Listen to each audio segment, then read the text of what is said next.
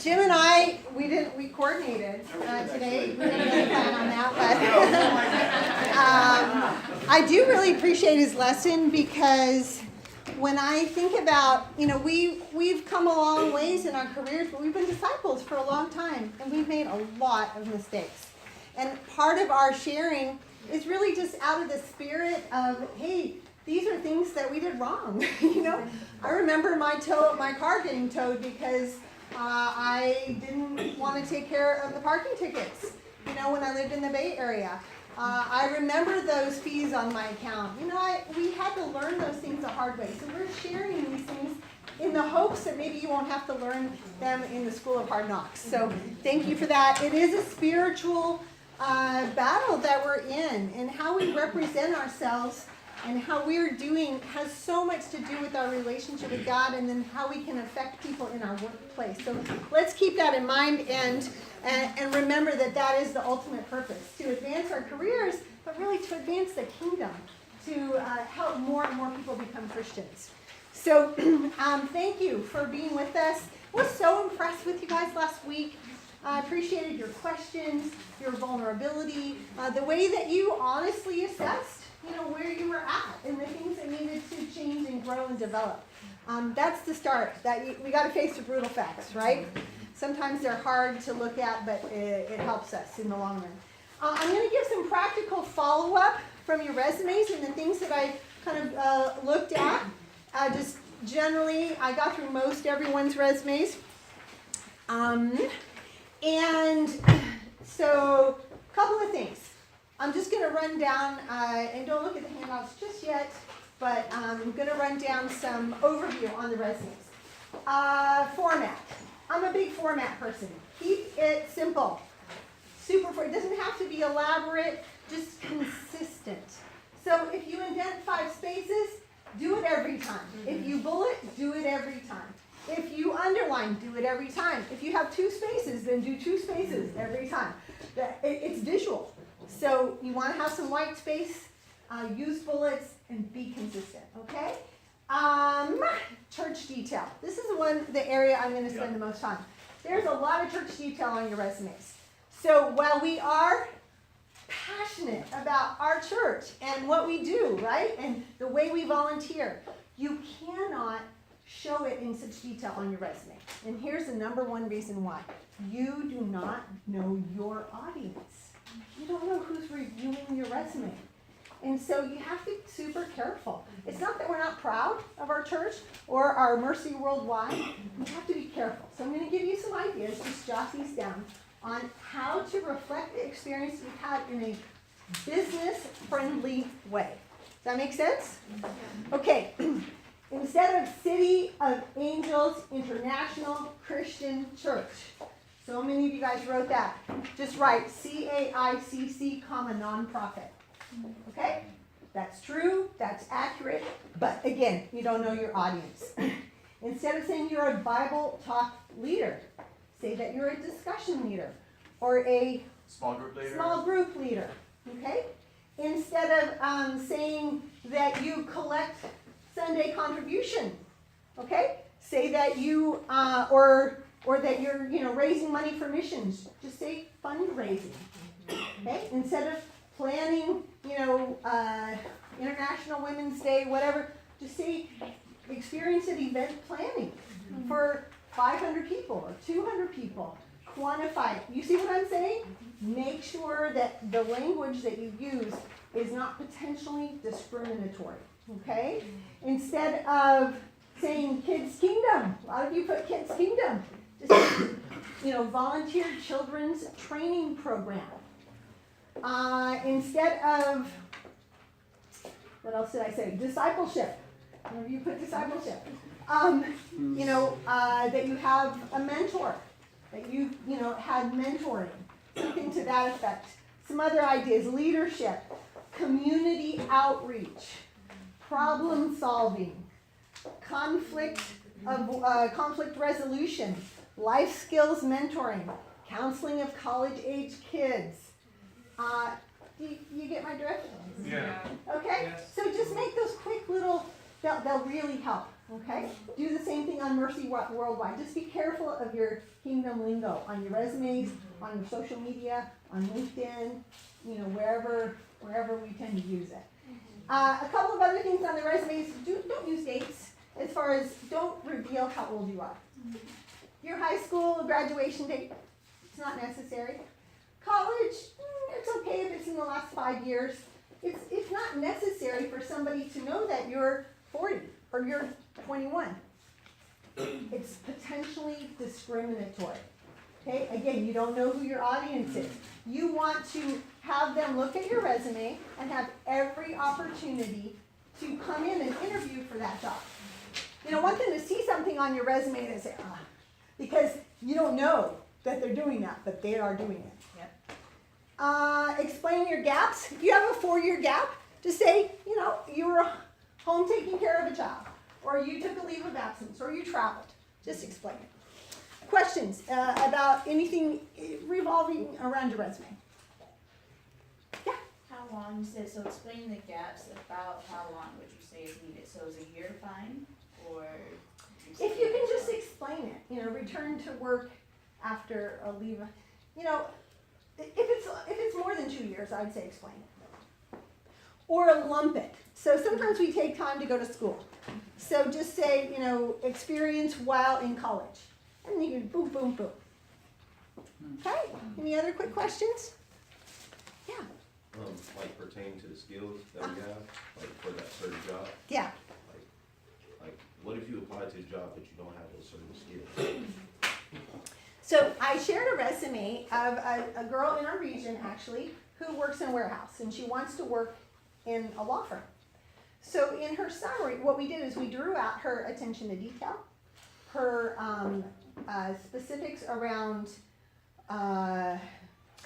filing, like paying attention to numbers. Those are all things that are relevant. Her timeliness, punctuality, that kind of stuff. And we put it in her little we put an objective. And so maybe we can review that resume. But I think we said something like, would like to use my compulsion for detail and attention or something like that to have a position in a law firm. Yeah. And this might go in with another practical, you may have touched on last week or will this week, but when you get a job description, you pull out keywords and phrases from your job description and you put that in your resume. Right. It has to be accurate. Yeah. But I think that's another way to do it. So you look at what skills that they're looking for, look at what yours are, and how can you reword it to match what they're looking for, might be. Absolutely, great point. And just get it in your soft skills or get it in your summary. So you don't want to fabricate, if they're asking for a specific skill set that you don't have, but a lot of times if you read job descriptions, they're full of soft skills. And so that's what you want to highlight. Okay? Good questions though. Okay, we are going to go to this handout first. Job search workshop. And I really did appreciate Anna Reese's story last week. I think I mentioned to a few of you guys that I got into human resources and recruiting through a temp agency. So I was temping. I was completely underemployed, making minimum wage, driving an hour to a ridiculous job that I hated, honestly. But I stayed committed to that job for 6 months, and the service eventually offered me a position to get into staffing, which was really a great fit for me personally. So never say no to an opportunity that could lead to something else. Okay? And it's 4% unemployment. I love the example. I'm sorry, I don't remember your name in the corner. You. Andrew. He shared about San Francisco. Employers already responding.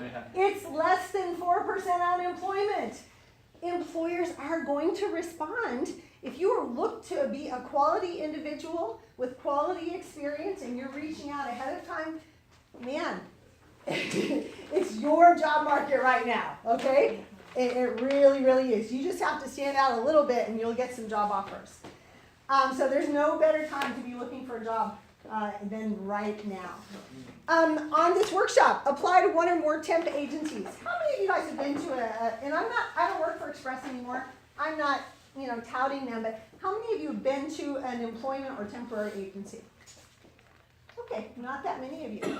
There are many, many, many opportunities to get into a new industry in the temp agency because you can go to a company, try it out, get some experience, and I encourage you, if you are looking for a job, find an employment service in your market and go meet with them. You'll stand out. As a matter of fact, Uh-huh. online, there's a couple of companies like Wanalo, and there's some temp agencies literally online that you can start working at today. Yeah. Based Oh, on just some very the particular. job market is tight. Thank you for bringing that up. So if you need immediate work, if you're looking for extra funds for emissions, there are so many jobs out there that you have no idea that are available to you and would put you to work right away. Okay? So I encourage you, if you don't know of any, Express is a good one. Apple One is a good one. Select Temp is a good one. I mean, I'm not here to, brand for, but you want to go to a reputable company. If you're in the professional services, RHI, Robert Half International is good. The Eastridge Group is good. Those are, if you need other ideas. Identify at least 5 prospective employers. Go on Indeed, go on Craigslist. Indeed's my favorite right now because you can post there pretty quickly, you can upload your resume, you can get alerts, and most employers are posting on Indeed. I'd say it's the #1 right now. It wasn't that way a few years ago, but it's the #1 right now. How many of you have worked with Indeed? Okay, everybody's familiar. How many of you are not getting job alerts? Not getting job alerts on Indeed. Okay, so do you know how to get a job alert? Okay, get with somebody else today or I can show you.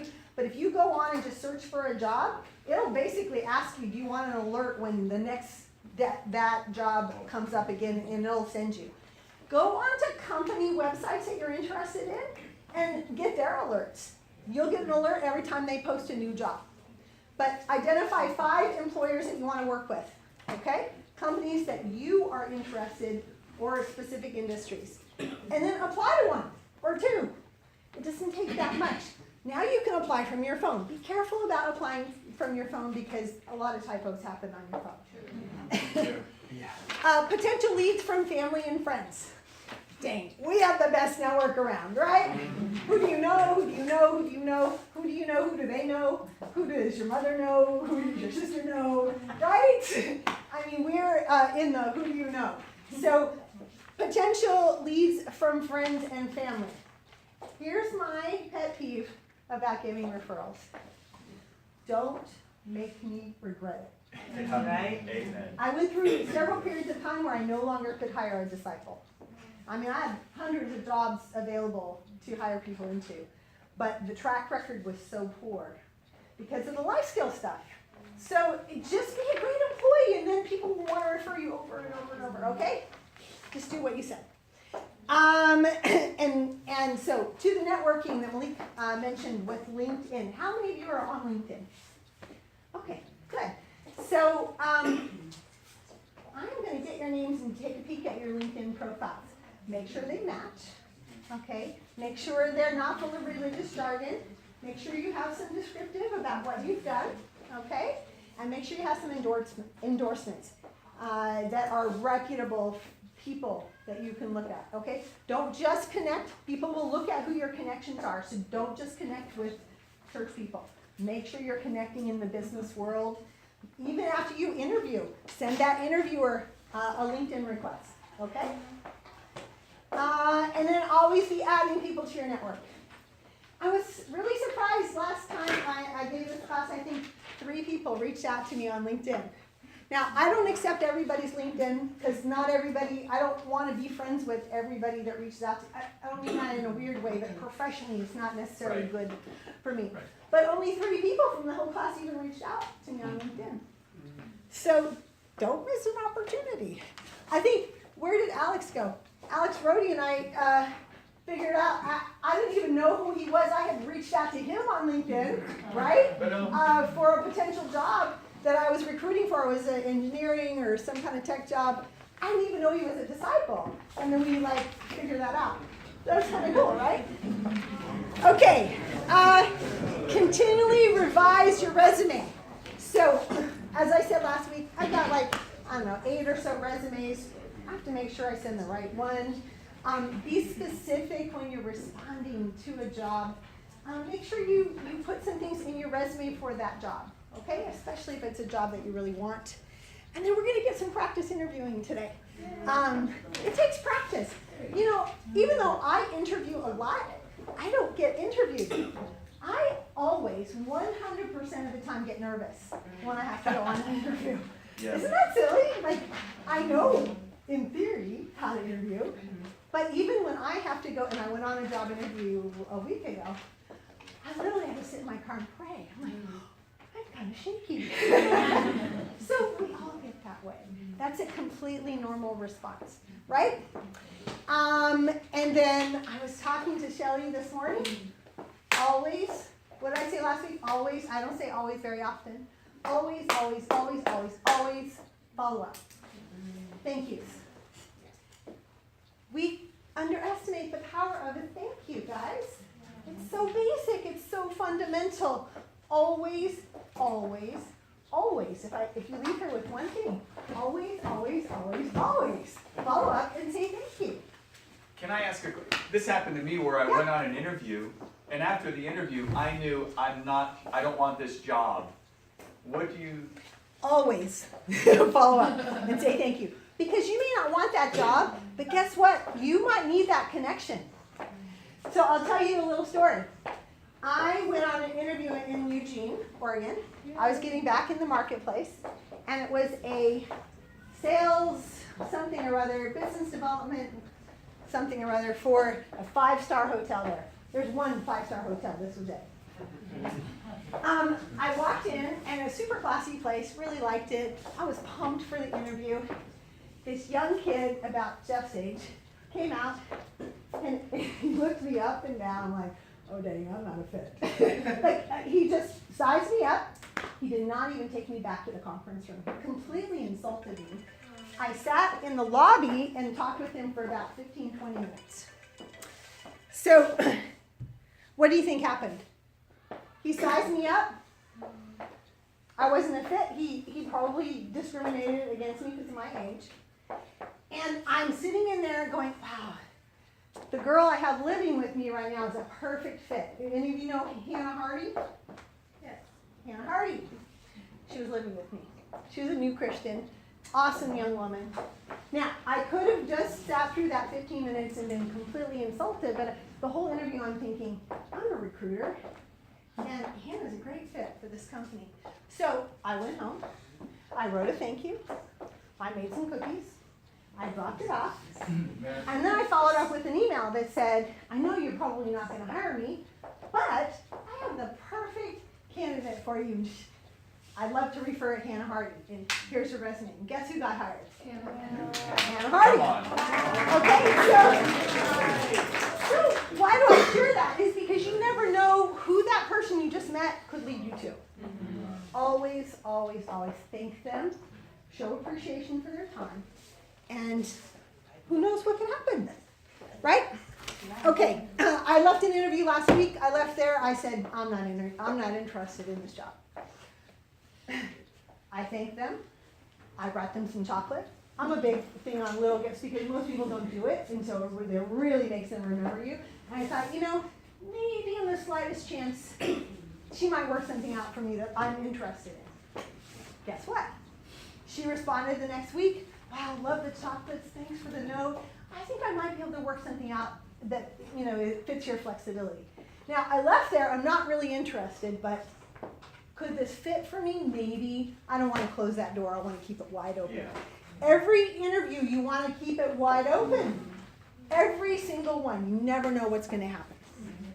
Okay, we are moving on. We are almost on time. Interview workshop. Now, interview workshop. I'm going to give you 30 seconds. I have 2 Starbucks cards on the line, and you know what they're for? There is a typo. A typo in the interview workshop. And who's going to find it first? Me. Well, I want to hear it. Do you know what it is? Oh, you didn't say that. Ah, you got it. The word wild is Which one? here. Wild. Oh, no. I'm sorry, I can't hear you. So on the task, There could be two typos, I did this very fast. This is wild. Wild? Just tell me where is it at? After situation discussed, after the child. Okay, I believe you. I didn't see that one. Yes, Corinne. Warm, engaging, nope, that's spelled, Oh, wow, there's 3 typos. Oh my gosh, all right. What's my points here? I only have 2. And those are not even the typos I found. Okay, yes. Description, he spelled description wrong. Oh, Lord. He forgot the T-I-O-N. Oh, no, I that's because I didn't have enough room. I just put description. Yes, Loheed. Situation. Yes. Give context of the story. Actually, no, you were right. Okay, back there, Andrew. Where it says family, interests, etc., etc. Et cetera.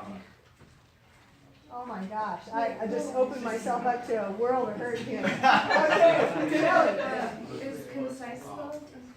Nope, that's right. I don't know if someone said it already, but tell me about yourself. Yes, that's the one I saw. Oh my Lord. Okay, great example of what? Oh, editing. Editing. Proofreading. Right? Can you see your own mistakes? No, it's so hard to see your own mistakes. So thank you. I will be sure to edit that. I knew when I did this one, I'm like, oh dang, I am not paying very good attention. I'm tired. So thank you. But we all make those mistakes, right? Even me. Like I'm compulsory about typos, but I knew I hadn't proofed this. Okay, what we're going to do is we're going to start right here with, say your first name. King. Okay. And we are at our 25 things on this list, and we're going to go through them one at a time. Boom, boom, boom, boom. But we're going to talk about them for like 30 seconds each time. So, first one, interview workshop. These are our reminders about interviewing. And we're going to start with B. And then the first one, King, is B. What's the first one say? Prepare. Prepared. So go ahead and read that. Do your homework, research company, interviewer. Okay. Be prepared. How many of you have shown up to an interview without researching the company or the interviewer? That's a no-no. Just don't do that. Just go online. Get their name of who you're interviewing with and the company name. Yeah. So you can research the interviewer too? Absolutely. Just look them up on LinkedIn. I never go to an interview without knowing who I'm talking to. I want to find a mutual connection. I want to find who do we both know. Do we go to the same school? Do we work at the same place? Like, it's the me too, right? Me too. George, read the 3 bullets under that. Early, bring 2 copies of your resume and provide reference letters or contact info. Have pen and pad notes and questions prepared. Okay, that's simple. George. Early, get directions, leave plenty of time. How many of you have been late to an interview? Absolute no-no. I don't hire people that are late to my interviews, just FYI. Thank you. Jeff? Flexible, don't plan something immediately after. Be flexible. You don't know if the interviewer is running late or how long it's going to take. You definitely don't want to be the one that says, oh, hey, I got to go. Okay? Well-groomed, dress a position up. What does that mean? Dress the position up. Should you dress like this to go to an interview typically? Yes. Maybe not. This is a little formal. But yeah, you want to dress a position up from what you're interviewing for. Okay? If you're going for a warehouse position, don't wear jeans, even though that's probably what you wear to work every day. Wear khakis. You want to just look sharp. You don't want to look like everyone else. Okay. Yes. Warm, engaging, friendly, firm handshake, and eye contact. Okay, warm, engaged. So stand up. Yeah. So, is this warm? Hi, Renee. Okay, this is warm. Hi, I'm Renee. I'm looking at you, right? Yeah. Okay, that's all. Conversation. Conversational, look for ways to connect. Okay, that goes through the research. You gotta find immediate ways to connect. Genuine, confident, interested, positive, energetic. Basic, right? Donna, Be concise with answers but personal. you don't want to blabber on and on and on because usually interviewers are on a time frame, okay? Just figure out what you want to say and then say it. Let's see. Be specific and relevant. Examples of your experience versus job description. What does that mean? Anybody? Give a personal account of a way that you were successful in the job versus just saying, I did this. You know, you say- Absolutely. At ABC Company, I did this. Okay.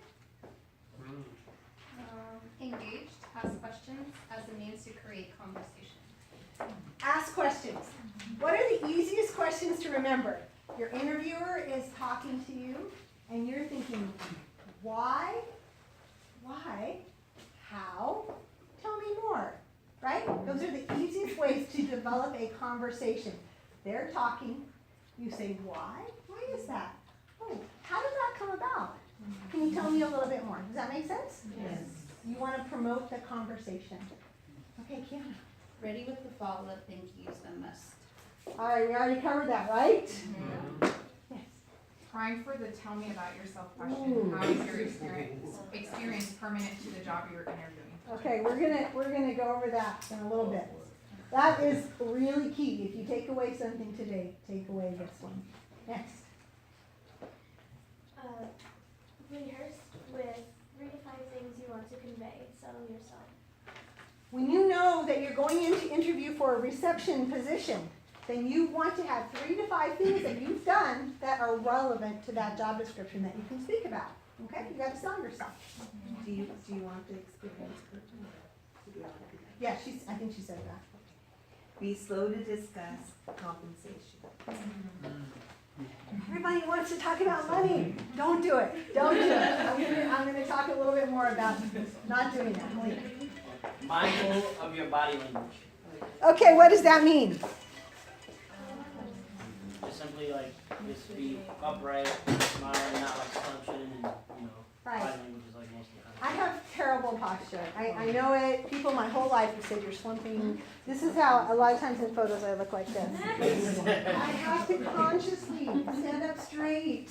Be mindful, not cross legs like this, right? Sometimes we don't realize it. Next. Be prepped for a phone interview, much different than face to face. Okay, how many of you have had a phone interview? Phone interviews are tough. I hate phone interviews. I'm so much better in person than in a phone interview. In a phone interview, I have posters in my room or in my living room. I write down the job description and then I write a specific example of what I did relevant to the job. Phone interviews are tough. I make myself smile. I mean, literally, I have to pump myself up for a phone interview. I hate that. Okay, next. Oh, my bad. Be simple, leave the stuff in the car, phone, purse, etc. Yeah, most people come to an interview with way too much stuff. It's just distracting. Okay, next. Be aware of illegal questions. Respond appropriately. We're in California. Number one illegal question is an employer cannot ask you how much money you made on your last job. That is now an illegal question. Okay, you gotta be aware of those things. They can ask you what compensation you're looking for, but they cannot ask you. It is illegal. It is now a labor law. You cannot ask that. It's discriminatory. Self-aware, able to anticipate their concerns. Okay, if you haven't worked for 2 years, what's their number one concern gonna be? I haven't worked. That's like, gotta be a ready, scripted answer that you have available to you. Be equipped for behavioral questions. Tell me about a time. Behavioral questions. What are they trying to get at? To see how you handle Different situations. That's how they're gonna start. Some version of, tell me about a time. Tell me about a situation. Tell me about a team. Does that make sense? You gotta think through those. That's a really big style of interviewing. Next. Persistent in following up. Okay. If you haven't followed up on an interview, if you haven't heard from them, make sure you send an email. Make sure you leave a voicemail. Don't just let the interview go. Okay? Last one. Be yourself. Be yourself. You guys all have great personality. Just be yourself. Smile. Enjoy the ride. Enjoy this new relationship that you just came up with, okay? That you just met. Now we're going to go to the back of that workshop. It says interview workshop. And we're not going to go through all of these, but I gave you 2 samples. This is another big way of interviewing right now. It's called the STAR method. The whole thing they're trying to get to is to give you an actual example. They want you to give an example of something you did that's relevant. Okay? And then we're also going to talk in a little bit about tell me yourself tips. Okay? So I've given you some language here that will help you to tell the interviewer about yourself in a way that advances your potential for that job. Okay? And then must-have questions. Never ever leave an interview without asking questions. Okay? Questions? Anybody have a question? Yes, back to. So I had a question actually on this side. Go for it. So you said for aware legal questions, like the example that you gave, like your who's interviewing you can ask you how much you got paid from your previous job. So let's say they do ask you, what would you say? How do you respond? That is an outstanding question. You should not respond with I made $15 an hour. What you should say is something to the effect of, I understand, or I've done some research about your hiring practices and I'm really comfortable with your hiring range. Yeah, or I'm looking for fair and marketable, I'm looking for a fair and equitable compensation based on the job description.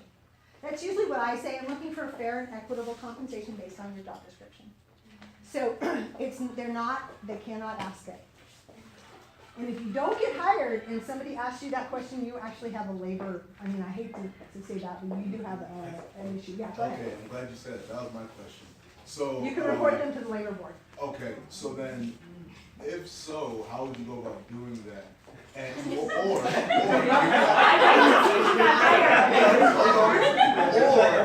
Kids ask him how much he made before. So correct me if I'm stepping out of bounds, but is there a way to leverage that rather than going to the labor board?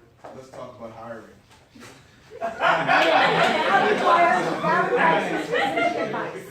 That requires some specific situational advice.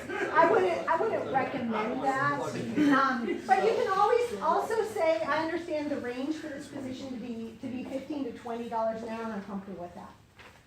Another way to get out of saying I made $12 an hour.